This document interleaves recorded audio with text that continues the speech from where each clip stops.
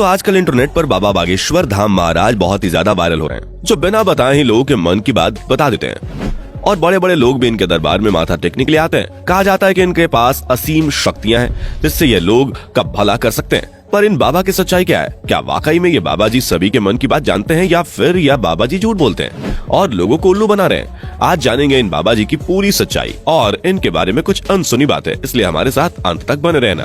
दोस्तों, इन बाबा जी का पूरा नाम पंडित धीरेन्द्र कृष्ण शास्त्री है, जिनका जन्म 4 जुलाई 1996 को मध्य प्रदेश के छतरपुर जिले के गांव गड्ढा में हुआ था। इनका जन्म जिस परिवार में हुआ था वह परिवार गरीब था और इनके दादाजी वहां के एक हनुमान मंदिर के बहुत बड़े पुजारी थे।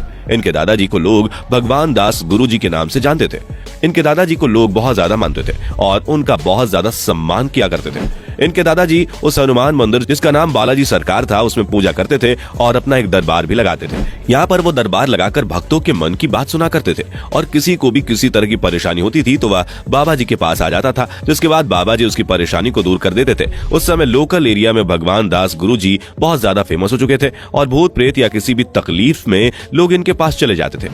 लेकिन यह बात बहुत साल पुरानी है, जब इंटरनेट नहीं हुआ करता था, इसलिए ये सिर्फ लोकल एरिया में ही फेमस थे। खैर, अगर बात धीरेन्द्र कृष्ण शास्त्री की करें तो जब इनका जन्म हुआ तो उस समय उनके दादाजी बहुत ज्यादा प्रसिद्ध थे, इसलिए बचपन से ही उन्होंने अपने दादाजी के साथ रहना शुरू कर दिया। वह अपने दादाजी के साथ मंदिर की देखभाल करते थे और पूजा पाठ में लगे रहते थे, जिससे उन्हें 12 साल की उम्र में ही दिव्य शक्तियों का एहसास होने लगा। वह अपने दादाजी को ही अपना गुरु मानते थे और उनकी हर एक बात का पालन करते थे।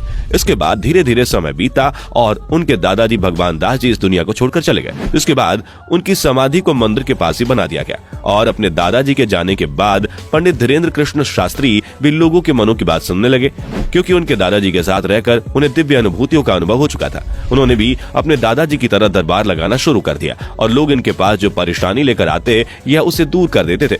यह भी अपने दादाजी की तरह बहुत ज्यादा फेमस हो गए और एक समय पर इंटरनेट पर इनके वीडियोस भी वायरल होने लगे, क्योंकि अब इंटरनेट भी सभी के पास था, जिसकी वजह से भारत ही नहीं बल्कि विदेशों से भी इनकी प्रसिद्धि बढ़ने लगी। और आज के समय में इनकी फैन फॉलोइंग कितनी है यह आपको बताने की जरूरत नहीं है। इनके इंटरनेट पर वायरल होने की वजह यह थी कि यह सबके सामने लोगों की परेशानियां उनके बिना बताए ही बता देते थे और इंटरनेट पर मौजूद इनके वीडियोस में भी आप देख सकते हैं कि अब भीड़ में से किसी को भी उठाकर उससे बिना पूछे ही उसकी परेशानी पर्चे पर लिख देते हैं। हैरानी की बात तो यह है कि इन्होंने पर्चे पर जो लिखा होता है वही उस व्यक्ति की परेशानी होती है। कई सारे लोगों के मुताबिक बागेश्वर धाम ने उनकी परेशानियों को जड़ से खत्म कर दिया, इसी वजह से लोग इन पर विश्वास करते हैं और इनके बारे में कहा जाता है कि इनके पास कई दिव्य शक्तियां हैं जिनसे यह लोगों की समस्याओं को हल करते हैं। आपको बता दें कि ऐसा करने के लिए बागेश्वर धाम महाराज किसी से एक भी रुपया नहीं लेते हैं।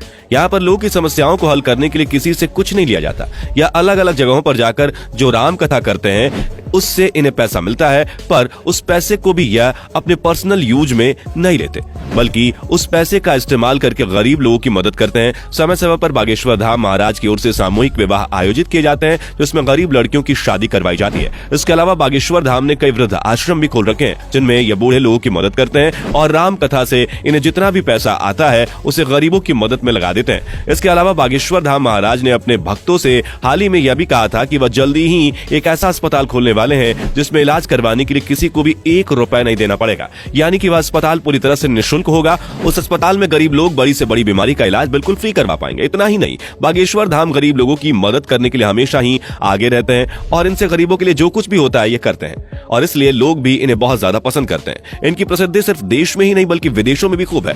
हाल ही में इन्हें ब्रिटेन में भी राम कथा के लिए बुलाया गया था, जो वहां के लोगों को बहुत ज्यादा पसंद आई थी। बागेश्वर धाम महाराज के इतने अच्छे कामों के बावजूद भी कुछ लोग इन्हें ढोंगी कहते हैं और कुछ मीडिया वाले तो भेष बदलकर इनके दरबार में इनकी परीक्षा लेने के लिए भी जा चुके हैं, लेकिन हर बार उन्हें विफलता ही हाथ लगी, क्योंकि बागेश्वर धाम ने उल्टा उनकी पोल खोल दी और उन पत्रकारों को शर्मसार होकर बागेश्वर धाम महाराज के दरबार से वापस लौटना पड़ा। आपको बता दें कि बागेश्वर धाम महाराज को धार्मिक ज्ञान तो है ही, साथ ही साथ वह दुनियावी ज्ञान भी रखते हैं, क्योंकि बचपन से ही इन्होंने मेहनत से पढ़ाई की है और आप जानकर हैरान रह जाएंगे कि अब भी ये पास है। जी हाँ, इन्होंने अपने दादाजी के साथ साथ पूजा पाठ सीखते सीखते पढ़ाई भी खूब मन से की थी।